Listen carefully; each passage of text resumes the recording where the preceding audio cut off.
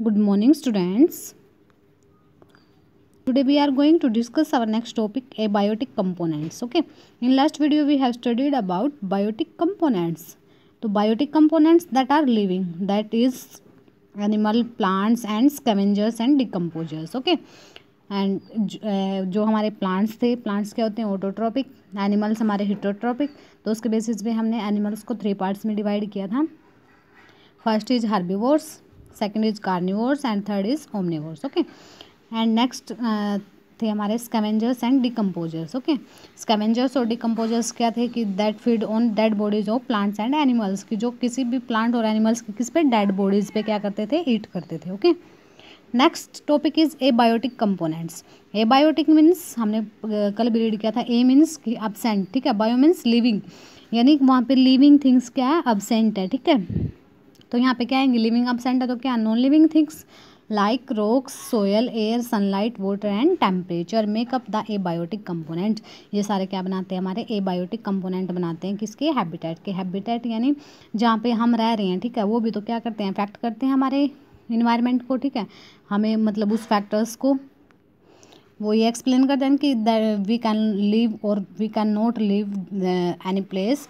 तो वो डिपेंड करता है हमारे बायोटिक और एबायोटिक कंपोनेंट्स पे. ठीक है. कि हमारे जैसे आप कहीं पे भी न्यू होम परचेज करते हो, हाउस, न्यू हाउस बनाते हैं आप, तो क्या आप देखते हो कि यहाँ पे हमारा जो इन्वायरमेंट है, इन्वायरमेंट कैसा है. ठीक है. फर्स्टली हमारे नेबर्स कैसे हैं, मतलब हमारे बायोटिक वर्ल्ड कैसा है. उसके बाद हम क्या चेक करते हैं, बायोटिक कंपोनेंट्स की यहाँ का पे पोल्यूशन ज़्यादा तो नहीं है. ठीक है. सनलाइट वगैरह, सोयल, मतलब कि हमारे यहाँ की सोयल कैसी है. ठीक है. जो पोल्यूशन वगैरह ज़्यादा तो नहीं है. तो एयर वगैरह हम ये सारे क्या करते हैं, चेक करते हैं. ठीक है. वाटर कैसा है, ज़्यादा पोल्यूटेड तो नहीं है. So firstly we will discuss about soil. ठीक है. It is the top most layer of the earth. की अर्थ की टॉप लेयर को क्या बोलते हैं हम, सोयल. सभी को पता है कि जो अर्थ की टॉप मोस्ट लेयर होती है उसको हम क्या बोलते हैं, अर्थ. ठीक है, सॉरी, सोयल. ठीक है. Crust formed by the weathering of rocks. कि हमारी सोयल कैसे बनती है, कि जो हमारी रॉक्स होते हैं ना, रॉक्स की वेदरिंग होती है. ठीक है. वो ब्रेक डाउन होती रहती है हमारी रॉक्स. ठीक है. तो उससे क्या बन जाती है हमारी, वो बाद में उस पर डिकम्पोजर्स वगैरह, बैक्टीरियाज वगैरह की हेल्प से वो मतलब मिलियंस ऑफ ईयर्स के बाद वो किस में कन्वर्ट होती है, हमारी सोयल के अंदर. ठीक है. It provides water, minerals and air to the growing plants. की जो हमारे ग्रोइंग प्लांट्स यानी सोयल में जो हमारे प्लांट्स ग्रो रहे हैं, ठीक है, उनको क्या क्या प्रोवाइड करती है, वाटर, मिनरल्स एंड एयर. ठीक है. In the absence of soil there would be no plants and hence no food for us. कि अगर सोयल ही हमारी क्या है, एब्सेंट है. ठीक है. There would be no plants, कि वहाँ पे क्या होगा, कोई भी प्लांट्स नहीं होगा. तो इसलिए वहाँ पे क्या है, कोई भी फूड नहीं होगा हमारे लिए. तो जहाँ पे हमारी सोयल गुड क्वालिटी है, ठीक है, जिसके अंदर वाटर, मिनरल्स अगर प्रेजेंट है ग्रोइंग प्लांट्स के लिए, तो वो हमारी क्या है, सोयल बेस्ट है और वहाँ पे क्या हो सकता है, फूड प्रोवाइड हो सकता है. ठीक है. लेकिन अगर जहाँ पे क्या है, सोयल अब्सेंट है, वहाँ पे क्या होगा, नो, कोई भी फूड नहीं होगा. किसके लिए, एनिमल्स के लिए. Next point is sunlight. ठीक है. Plants need sunlight to prepare their own food. की प्लांट्स को क्या चाहिए, सनलाइट चाहिए. किसके लिए, अपना फूड प्रिपेयर करने के लिए. बिकॉज हमने कल ही कंडीशन रीड की थी कि क्लोरोफिल और सनलाइट प्रेजेंट होगी तभी क्या कर पाएंगे, फोटोसिंथेसिस की प्लांट्स क्या कर पाएंगे, फोटोसिंथेसिस की प्रोसेस परफॉर्म कर पाएंगे. All other organisms either depend directly और indirectly on plants for food. ये सारे अदर ऑर्गेनिजम्स किस पे डिपेंड होते हैं, प्लांट्स पे डिपेंड होते हैं, डायरेक्टली और इनडायरेक्टली फूड के लिए. ठीक है. Sunlight helps in keeping animals warm and maintains their body temperature. कि सनलाइट क्या करते हैं, एनिमल्स को वार्म करने में हेल्प करती है और उनका बॉडी टेम्परेचर को मेंटेन करके रखते हैं. ठीक है. अब वेदरिंग का मीनिंग क्या होता है, breaking down of rocks by the action of rain water. कि जब भी रेन वाटर की हेल्प से हमारे क्या हो जाता है, वेदरिंग यानी ब्रेक्स डाउन हो जाती है रॉक्स. ठीक है. Extreme temperature and biological activities की वजह से कई बार जैसे हमारे जो वोल्केनोज होते हैं, वोल्केनो इरप्शन होता है, वोल्केनिक इरप्शन, तब भी क्या होते हैं, हमारे टेम्परेचर ज़्यादा हो जाता है उस टाइम पे, तो वो हमारी जो रॉक्स है, रॉक्स क्या हो जाती है, ब्रेक डाउन हो जाती है. ठीक है. कुछ हमारी बायोलॉजिकल एक्टिविटीज़ यानी ऑर्गेनिजम्स की हेल्प से भी क्या हो जाते हैं, हमारे वेदरिंग ऑफ रॉक्स. ओके. अब देखो कि एनिमल्स हमारे डायरेक्टली जो, सॉरी यहाँ पे एक स्टेटमेंट दी थी, all other organisms either depend directly on और indirectly on plants for food. कि सारे अदर ऑर्गेनिजम्स किस पे डिपेंड हैं, फूड के लिए, या तो प्लांट्स पे, सॉरी मतलब डिपेंड तो प्लांट्स पे हैं, या तो डायरेक्टली या फिर इनडायरेक्टली. अब देखो इसके अंदर डायरेक्टली और इनडायरेक्टली कैसे, देखो सपोज करो यहाँ पे क्या एक ग्रास प्रेजेंट है. ठीक है. क्या प्रेजेंट है, ग्रास। ठीक है, ग्रास किसके अंदर आती है, प्लांट्स है। ठीक है, ग्रास को कौन ईट करता है, रैबिट। कौन ईट करता है ग्रास को, रैबिट। ठीक है, अब रैबिट को फर्दर कौन ईट करता है, सपोज करो स्नेक। ठीक है,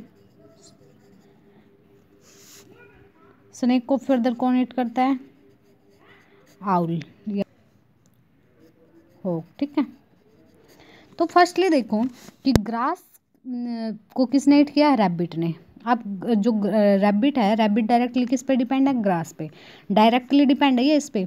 डायरेक्टली कैसे है कि अगर यहाँ पे ग्रास ही नहीं होगी तो रैबिट क्या सर्वाइव कर पाएगी, इसको अपना न्यूट्रिशन कहाँ से मिलेगा, इसकी तो क्या हो जाएगी, डेथ हो जाएगी। ठीक है, ये हमारे सर्वाइव नहीं कर पाएगी। ठीक है, अगर क्या हो गया, अगर ग्रास अवेलेबल नहीं है तो रैबिट कैन नॉट सर्वाइव। अगर grass is not available, if grass is not available the rabbit can not survive. Okay, but if rabbit is not available then snake can not survive. ठीक है, अब देखो इसने तो ये तो सिर्फ किस पे डिपेंड थी, ग्रास पे, बट स्नेक तो किस पे डिपेंड है, रैबिट पे। रैबिट पे वो डिपेंड, देखो डायरेक्टली अगर हम देखें तो किस पे डिपेंड है, स्नेक, रैबिट पे डिपेंड है। बट एक्चुअल में जो स्नेक है किस पे डिपेंड है, ग्रास पे भी डिपेंड है। बिकॉज अगर ग्रास ही नहीं होगी तो रैबिट कहाँ से फूड ईट करेगा, अगर रैबिट फूड नहीं ईट करेगा तो रैबिट हमारी क्या हो जाएगी, डेथ। तो स्नेक को फूड नहीं मिलेगा तो स्नेक की डेथ हो जाएगी ऐसे तो इनडायरेक्टली हमारा किस पे डिपेंड है, हमारा जो स्नेक है किस पे डिपेंड है, ग्रास पे भी डिपेंड है। ठीक है, next is air. Air provides oxygen and carbon dioxide which are importants for the survival of living things. कि एयर हमारे क्या प्रोवाइड करते हैं, ऑक्सीजन भी प्रोवाइड करते हैं और कार्बन डाइऑक्साइड भी प्रोवाइड करते हैं, जो किसके लिए, सर्वाइवल के लिए इम्पोर्टेंट होता है। ऑक्सीजन हमारा किसके सर्वाइवल के लिए, ह्यूमन बींग्स के लिए, और कार्बन डाइऑक्साइड किसके लिए, प्लांट्स के लिए। ठीक है, plants and animals need oxygen for respiration. किसके लिए कि नीड होती है, किसके लिए, रेस्पिरेशन के लिए, किसकी, ऑक्सीजन की। ठीक है, carbon dioxide release during respiration की, कार्बन डाइऑक्साइड हम क्या करते हैं, रिलीज करते हैं। Is used by plants for photosynthesis, और उस कार्बन डाइऑक्साइड का कौन यूज़ करते हैं, फोटोसिंथेसिस के लिए कौन यूज़ करते हैं, प्लांट्स। और बाद में कौन सी गैस रिलीज करते हैं वहाँ से, कौन सी गैस रिलीज होती है वहाँ से, oxygen. Okay, next is temperature. The major of how hot और cold something is called temperature. कि कोई भी चीज़ हमारी कितनी हॉट है और कितनी कोल्ड है उसी को हम क्या बोलते हैं, टेम्परेचर। अगर सपोज करो आपने गर्म चाय ली है, ठीक है, हॉट टी लिया आपने, तो जब आप उसको टच करोगे तो आपको कैसी लगेगी, हॉट, यानी टेम्परेचर कैसा है उसका, ज़्यादा। और उसी की जगह आपने आइस ली है तो आप अगर टच करोगे तो कैसी लगेगी, कूल, यानी टेम्परेचर क्या है हमारा, लेस। तो हाउ हॉट और कोल्ड कि हमारी चीज़ कितनी कैसे कितनी गर्म है, ठीक है, कितनी कूल है, उसको हम क्या बोलते हैं, temperature. Earth is the only planet in the solar system that has a stable temperature for life to exist. ये तो आप सभी को पता है कि जितने हमारे प्लैनेट हैं, ठीक है, प्लैनेट सारे सोलर सिस्टम में जितने भी हमारे प्लैनेट हैं, सिर्फ अर्थ ही एक हमारा ऐसा प्लैनेट है जिसके ऊपर क्या होती है, हमारी लाइफ पॉसिबल है। बिकॉज क्यों लाइफ पॉसिबल है, बिकॉज यहाँ का टेम्परेचर कैसा है, लाइफ के लिए अकॉर्डिंग सुटेबल है कि लाइफ यहाँ पे एग्जिस्ट हो सकती है। ठीक है, however temperature on earth is not same at all places. लेकिन ऐसा नहीं है कि हर अर्थ के हर एक प्लेसेस पे कैसा है हमारा टेम्परेचर सेम है, नहीं है ऐसा। Some places near the polar regions are extremely cold, whereas some places near the equator are very hot. कि कुछ places तो हमारे क्या हैं, कोल्ड हैं, और कुछ क्या हमारे बिल्कुल हॉट हैं।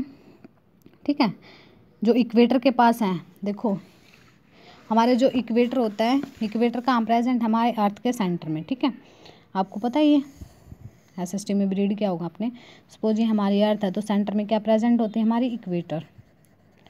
ठीक है, अब जब यहाँ पे क्या हमारी अर्थ प्रेजेंट है तो अर्थ से जो हमारी जो सनरेज होती हैं डायरेक्टली कहाँ फॉल होती हैं, इक्वेटर के ऊपर। ठीक है, डायरेक्टली फॉल होती है इक्वेटर के ऊपर, तो जिसकी वजह से यहाँ पे क्या होती है, वार्म ज़्यादा होती है। ठीक है, यहाँ का क्लाइमेट कैसा होता है, ज़्यादा हॉट होता है। ठीक है, बिकॉज यहाँ पे क्या हो रहा है, डायरेक्टली हमारी सनरेज फॉल हो रही हैं।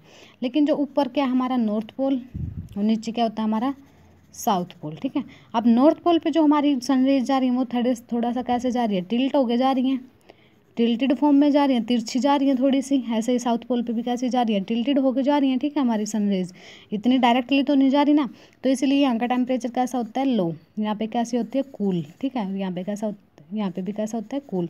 और इक्वेटर पे कैसा होता है, हॉट। टेम्परेचर यहाँ का क्या होता है, ज़्यादा होता है। ठीक है, temperature affects the population of plants and animals in different habitats. जो हमारा टेम्परेचर है वो क्या करता है, अफेक्ट करता है किसको, population of plants and animals की। प्लांट्स की कहाँ पे कितने प्लांट्स मिलेंगे, कितने एनिमल्स मिलेंगे डिफरेंट हैबिटेट्स में। देखो कुछ को क्या होता है, हैबिट होती है किस में रहने की, कोल्ड क्लाइमेट के में, किसी को होती है हॉट क्लाइमेट में रहने की, ठीक है। तो उसके अकॉर्डिंग इनकी जो पॉपुलेशन होती है वो भी वैरी करती रहती है, चेंज होती रहती है, ठीक है। Animals such as mammals and birds, mammals क्या होते हैं, human beings, and birds who maintain a relatively constant internal body temperature. की हमारा क्या रहता है, टेम्परेचर हमेशा इंटरनल बॉडी टेम्परेचर क्या रहता है हमारा, कॉन्स्टेंट, कॉन्स्टेंट यानी फिक्स्ड, ठीक है, वो कभी भी चेंज नहीं होता हमारा इंटरनल बॉडी टेम्परेचर। और वो कितना, ह्यूमन बींग्स का कितना होता है 37 डिग्री सेल्सियस। कितना होता है ह्यूमन का body temperature, internal constant body temperature कितना होता है 37 डिग्री सेल्सियस। अगर इससे ज़्यादा हो जाए, ठीक है, इंक्रीज हो जाए तो क्या बोलते हैं, हमें क्या हो चुका है, फीवर हो चुका है, ठीक है। अगर इतना ही रहे हमारे 37 डिग्री सेल्सियस यानी हमारे क्या मतलब हम नॉर्मल है, ठीक है, हमारी बॉडी नॉर्मल है। लेकिन अगर ज़्यादा हो जाए तो हमें फीवर हो जाता है, ठीक है। Even when the outside temperature changes are called warm blooded animals. कि अगर हमारा बेशक क्या हो जाए, जो बाहर का टेम्परेचर है, ठीक है, इन्वायरमेंट में जो टेम्परेचर है बेशक वो हमारा चेंज हो जाए, ठीक है, लेकिन हमारी बॉडी का टेम्परेचर क्या रहता है, फिक्स्ड। इसीलिए हमें क्या बोलते हैं, warm blooded animals. Warm blooded animals देखो क्या होते हैं, warm blooded animals that can not change their body temperature. कि जो अपने बॉडी टेम्परेचर को चेंज ना कर सके क्लाइमेट के अकॉर्डिंग, ठीक है। देखो जैसे हमारा समर सीजन होता है, ठीक है, समर सीजन में क्या होता है, आउटर साइड क्या होती है, ज़्यादा हॉट होती है, तो जिसकी वजह से हमारा बॉडी टेम्परेचर तो इंक्रीज़ नहीं होता ना। समर सीजन में आप आपके बॉडी टेम्परेचर को मेजर करोगे तो कितना मिलेगा 37 डिग्री सेल्सियस। उसी टाइम फिर विंटर में आप क्या करोगे, अपने बॉडी का टेम्परेचर करोगे तो मेज़र करोगे तो वो भी कितना मिलेगा आपको 37 degree Celsius. It means that कि अगर हमारा क्लाइमेट चेंज बेशक हो रहा है बट हमारा बॉडी का टेम्परेचर कैसा रहता है, कॉन्स्टेंट, कॉन्स्टेंट यानी फिक्स्ड, कि that can not be changed on climatic condition. Climatic condition के बेसिस पे हमारा जो बॉडी का टेम्परेचर है वो चेंज नहीं होता। इसीलिए हमें कौन से एनिमल्स बोलते हैं, वार्म ब्लडेड एनिमल्स। एग्जाम्पल कौन कौन से हमारे वार्म ब्लडेड एनिमल्स के, मैमल्स यानी ह्यूमन बींग्स, मैमल्स किसको बोलते हैं हम, ह्यूमन बींग्स, एंड बर्ड्स, ठीक है। ये हमारे कैसे हैं कि कितना भी बॉडी टेम्परेचर हो जाए, मतलब कितना भी क्लाइमेट का हमारा टेम्परेचर चेंज हो जाए, बट हमारा जो इंटरनल टेम्परेचर, जो हमारी बॉडी का टेम्परेचर है वो कभी भी चेंज नहीं होता, ठीक है। नेक्स्ट होते हैं हमारे कोल्ड ब्लडेड एनिमल्स, ठीक है। कोल्ड ब्लडेड एनिमल्स हमारे कौन से होते हैं, animals such as reptiles. Reptiles का क्या कौन से होते हैं, जो हमारे रेंगने वाले एनिमल्स होते हैं, जैसे हमारे स्नेक एंड लिजार्ड, ओके, तो एंड फिश, तो ये भी रेप्टाइल्स एंड फिश। तो ये हमारे कौन से एनिमल है कि जो अपने टेम्परेचर को क्या कर लेते हैं, फ्लक्चुएट यानी चेंज कर लेते हैं to match the outside temperature, अपने आउटसाइड टेम्परेचर से मैच करने के लिए, ठीक है। अगर सपोज बाहर क्या हुआ, विंटर सीजन चल रहा है तो इनका टेम्परेचर क्या हो जाएगा, डिक्रीज है। अगर बाहर समर सीजन चल रहा है तो टेम्परेचर को क्या कर लेंगे, increase. Warm blooded animals maintain body heat by burning the food they eat.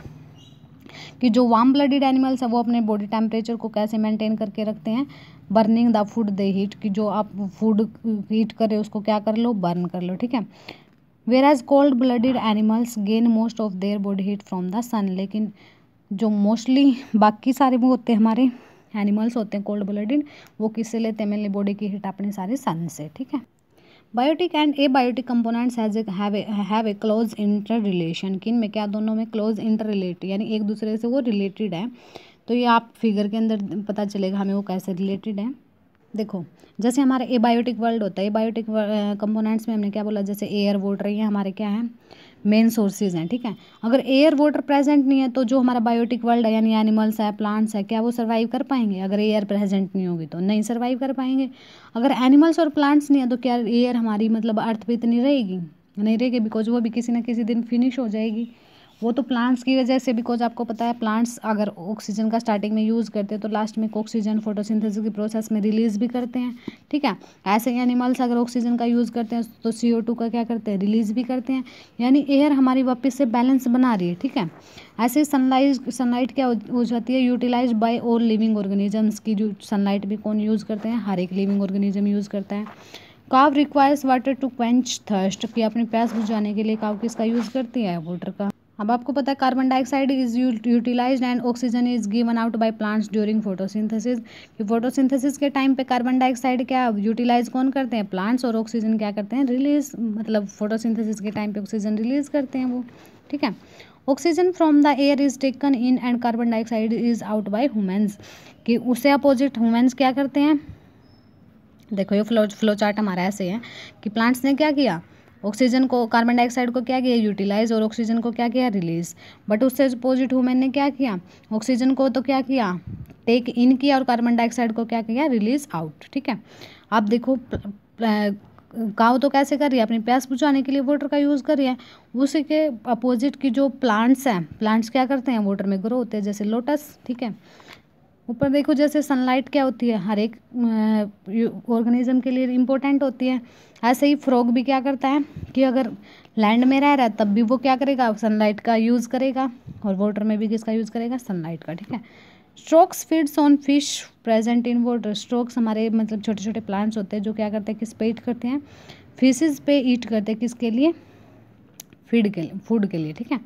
Fish use the dissolve oxygen present in water, fish किसका यूज़ करती है, जो हमारी वो ऑक्सीजन डिजोल है वाटर के अंदर उसका यूज़ करती है, किसके लिए, कि वो क्या कर